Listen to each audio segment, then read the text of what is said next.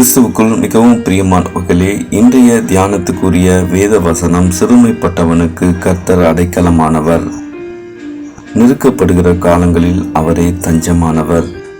ஆம் என கண்பானவர்களே, தாவீது ராஜா சவுல் ராஜாவுக்கு பயந்து குகைகளில் ஒளிந்து பல நெருக்கடிகளை சந்தித்த போதும் கர்த்தரையே தன் கேடகமும் அடைக்கலமுமாக நம்பியிருந்தார்.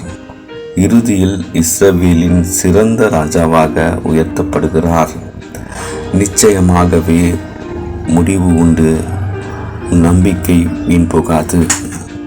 ஆம் என கண்பானவர்களே, நெருக்கப்படுகிற காலம் என்பது சுயபலத்தை சோதிக்கிற காலம், கடவுளின் பலத்திற்காக மன்றாடுகிற காலம்.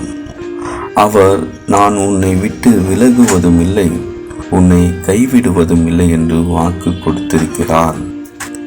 மோசையோட இருந்தது போல உன்னோடையும் இருப்பேன் என்கிறார். சிறுமைப்படுத்தப்பட்டவனே, நிச்சயமாகவே முடிவு உண்டு, உன் நம்பிக்கை வீண் போகாது.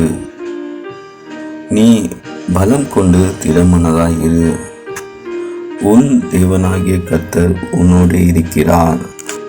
அவர் உன் தேவன், உன்னை பலப்படுத்தி உனக்கு சகாயம் செய்வார். நீதியின் வலது கரத்தினால் உன்னை தாங்குவேன் என்று அவர் சொல்லி இருக்கிறாரே.